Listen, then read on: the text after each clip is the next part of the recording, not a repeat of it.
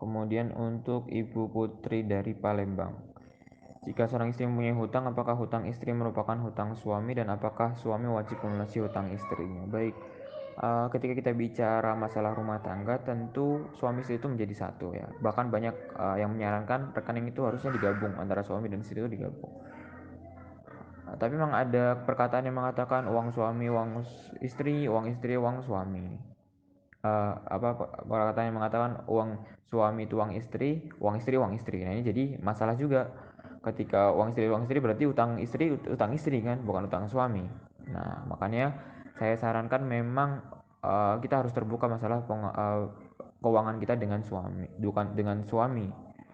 Kebanyakan ibu-ibu itu tidak terbuka masalah keuangannya dengan suami. Jadi dia tidak terbuka mengambil hutang tanpa izin suami, kemudian punya hutang banyak suami tidak tahu. Nah, ini jadi permasalahan. Nah, tentu ketika suami dan istri itu tahu hutang tersebut ketika saat menikah ya, ketika hutang itu saat menikah berarti tanggung jawab berdua. Tanggung jawab berdua, apalagi ketika hutang itu digunakan untuk kebutuhan rumah tangga. Tapi kalau hutang itu adalah sebelum menikah ya berarti tanggung jawab istri, tanggung jawab yang punya hutang tersebut, karena kan belum ada ikatan rumah tangga. Jadi ketika istri mempunyai hutang sebelum menikah ya tanggung jawab istri untuk membayar hutang tersebut, tentu dengan memberitahu kepada suami saya punya hutang segini, gimana enaknya kita cari solusinya. Kemudian pertanyaan kedua, gimana cara memulai bisa menyimpan dana darurat, menabung kadang berat apalagi untuk dana darurat. Jadi Ibu Putri, dana darurat itu harus didahulukan sebelum menabung, ya kan? Jadi sebelum menabung kita harus punya dana darurat dulu. Percuma kita menabung kalau kita nggak punya dana darurat. Tabungan itu fungsinya untuk kita membeli sesuatu. Misalnya kita mau beli kulkas baru, kita mau beli TV baru, nah kita bisa gunakan tabungan. Kalau dana darurat itu untuk sesuatu yang sebenarnya kita tidak inginkan terjadi.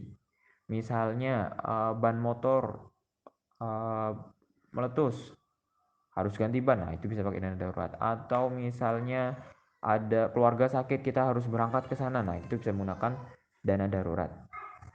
Nah cara mulai gimana? Bisa mulai dengan hal-hal sederhana Ibu. Tadi yang saya sampaikan, kita misalnya mulai dana darurat dari air dulu. Dari air misalnya kita beli 1 galon misalnya. Kalau galonnya habis baru kita beli. Nah kita bisa beli 2 galon sekaligus. Jadi kalau satu habis masih ada satunya. Itu bisa jadi air dana darurat. Begitu juga beras, kita biasanya mungkin sebulan cuma beli sekarung, ya kan? Kemudian baru habis baru kita beli lagi. Nah, kita bisa juga menggunakan beras dana darurat. Itu kita beli 2 karung sekaligus. Ya sudah, kalau habis kita masih punya cadangan satu lagi. Ini bisa dimulai, itu kan kalau air sama beras itu kan nominalnya nggak terlalu besar gitu. Nah, kalau untuk uang cashnya kita bisa mulai dari 100.000 Ibu. 100.000, mungkin 1 bulan 100.000, atau mungkin sebisanya, nggak bisa 50.000, tidak bisa lagi 20.000. Kalau kita kumpulkan, kita singkirkan, atau setelah gajian kita pindahkan ke rekening yang lain, atau setelah kita punya penghasilan kita sisihkan 5.000 rupiah, kita taruh di tempat yang aman yang tidak boleh dotak atik, yang tapi tidak mengganggu keuangan kita. Itu ya. Untuk dana darurat harus didahulukan sebelum menabung. Nomor 3, adakah doa atau zikir untuk membantu kita dari terbebas dari hutang? Doa yang paling masyhur, doa yang paling terkenal adalah doa Allahumma inni a'udzubika minal hammi wal hazani wal ajzi wal kasali wal bukhli wal jubni wal dhala'i daini wa ghalabatir rijal. Ya Allah, aku berlindung kepadamu dari hammi, dari kebingungan, wal hazani, dari kesedihan. Allahumma wal ajzi, dan kelemahan, rasa lemah, wal kasali, dan malas, wal bukhli, dan pelit. Allahumma wal hazini wal ajzi wal jubni. Jubni itu adalah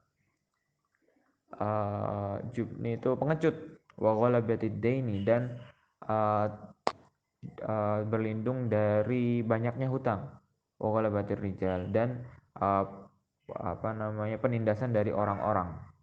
Itu doa yang bisa dicari nanti di Google, bisa misalnya doa doa zikir berbebas dari hutang. Demikian untuk Ibu Putri dari Palembang.